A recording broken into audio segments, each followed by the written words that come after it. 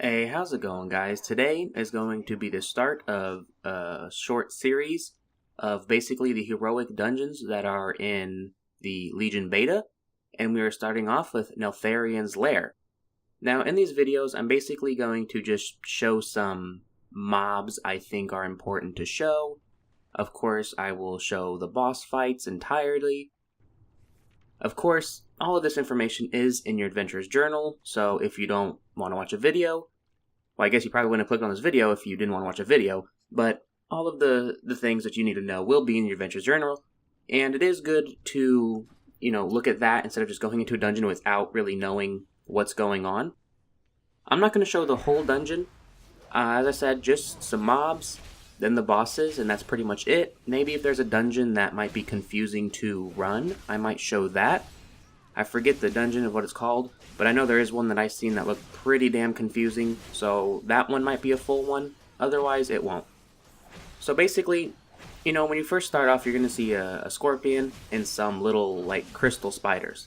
Whenever you kill the crystal spiders, they explode into this green ooze that you see, and when you walk in it, you'll get a visual cue right there. Don't stand in it, it does damage. But you are going to have to kind of want to remember these little guys because they will play a role in the first boss mechanic, which first boss will come up soon. So the next set of ads that I think were kind of important to show were these worms. They will go underground and appear in random spots. As you can see, the tank had to actually death grip this one because he appeared quite a ways behind us. Other than that, I don't think they really do anything else. There are more worms later that do summon ads, but I never seen these guys summon ads. At least I didn't see it while we were running this dungeon at this part. So, just kill them, and they're not too hard. But the next couple of guys are going to be a little bit difficult if you're not paying attention. Alright, so we're up to this big guy. My apologies for not, saying names. My laptop is in front of me, so I can't really see it. Maybe not do what I did and AoE those little, crystal spiders down because it puts a giant, basically, mist of death. Now, I don't think that's really what killed us. See, the big guy, he does this, I don't know really what to call it. He shoots these crystals that hit the ground, and you can dodge them, but I don't know, it didn't really seem possible because by the time he finished casting it, it almost immediately hit the ground. As you can see, he just casted it. It puts a debuff on you that does just horrid damage. That's basically why we died. I think we end up wiping not wiping, but most people die again another time, and then I almost die a third time, so be very careful of them. Try to interrupt it if you can. Okay, we're on to the boss. Rockmora, I'm assuming is how I'm pronouncing it. So, he's pretty easy. You're going to have to do a couple things. He's going to summon these crystal spiders. You're going to want to kill them.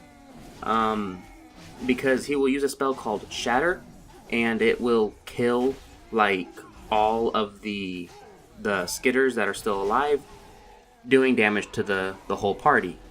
You don't want that. Another thing, as you can see on me now is a debuff, and it looks like a crystal.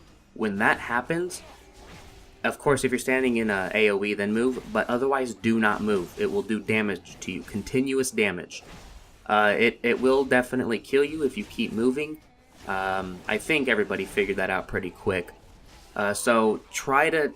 You're going to have to kill the little spiderlings, but you got to watch where you kill them so you don't end up standing in the AoE, as I was, so I had to move, which unfortunately makes you then take damage from the ground effect that he does. Alright, so we're a little bit into the dungeon now, not too much, just killed some more ads that I already talked about. So for these guys, obviously you want to kill the guy that's drumming. I'm assuming it basically just aggroes everybody else around us. He didn't really finish doing it before we pulled the whole thing. So just go ahead and kill him first. The next guy you actually want to kill isn't the guy that we're killing now. It's the guy tossing whatever the hell he's tossing at us. He ends up doing quite a bit of damage, and as you can see, well, we pulled another group, he flies away again. So it's really good to just kill him. That was a bad cut, my bad. Next boss. Alright, we are on to Ularog Craig Shapper. Oh my god, I cannot talk. So he's another easy one, I found out. Basically, you want to destroy the idols that he summons so you don't take continuous fall damage. You want to move, oh, there's an idol right there. There's a couple of them. And you also want to move, like he'll put that red marker on the ground. 4 hands will pop up. Guess what? You're standing in the middle. When they come together, you get hurt. There it is again. Really easy to dodge. Other than that, for the first phase, it's just basically beat him down until he loses health. He does not fully die though. Kind of, but sort of. He'll end up being like a one-hit kill after his second stage, which I will explain when it happens. But other than that falling debris and that right there, you don't have to worry about anything. He's a pretty simple boss.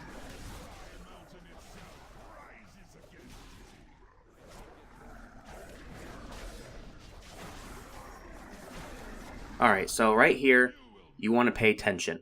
He will summon 4 idols and then another one, which is the one he is in. Keep your eye on it.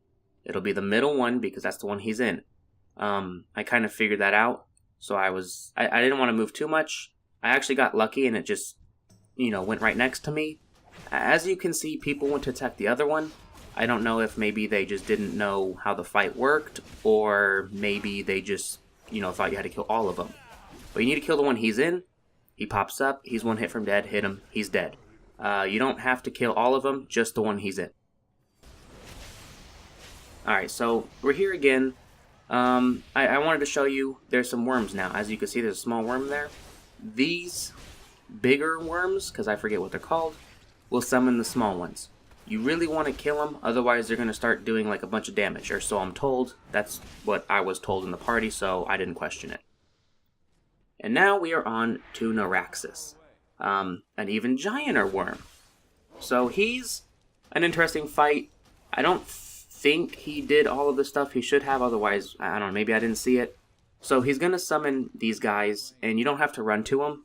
I didn't know that at first. They'll run to the front of the thing. Go ahead and kill them. You want to be on one side, and then maybe 2 DPS on the other, and then the tank on your side, or however your group wants to do it. Just make sure there's enough people on each side to take out the ads before the boss does Devour. Otherwise, shit's going to get real. You don't want that to happen. Another thing he does is as you can see, he'll spit that acid. You want to move. Now, it doesn't, I thought I had to back up away from him until it disappeared. You don't have to. Just move to a spot that it isn't on, which is a little hard for me to see because my my quality is very low, so I ended up not really being able to see it.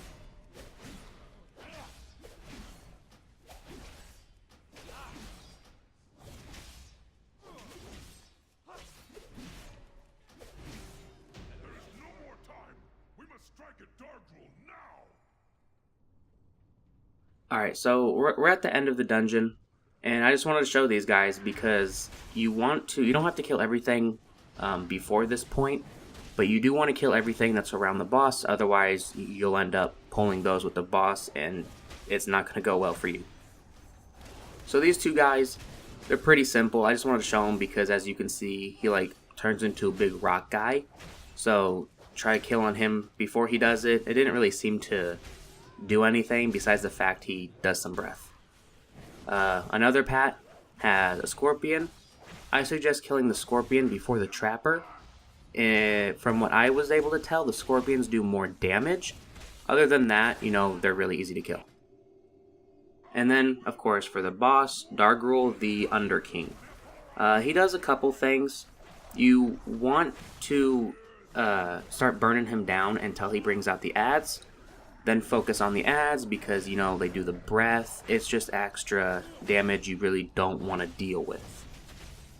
He'll eventually pop up some crystal spikes, which I will explain more of that when they come up, but I'll just show you right there. You see those things that just popped up? Those are the crystal spikes. Basically, he'll do an attack where you have to hide behind them. Now, one thing that the tanks kind of need to worry about is that the more you move the boss, he'll do continuous damage with his Magma Breaker. So, less moving is really good because you'll not hurt the whole raid as much. And that thing that you've seen him do where he like slams the ground and shoots spikes, those will break the crystals. You do not want that to happen.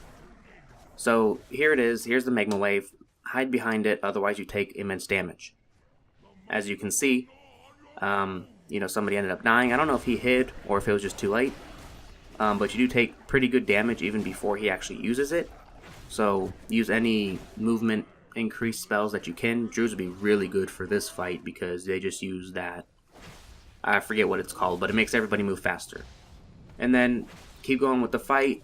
You'll have to kill more adds, switch back to the boss. None of them have horrible mechanics. Like, they're all pretty simple. 2-3 things you have to watch out for, maybe kill some adds.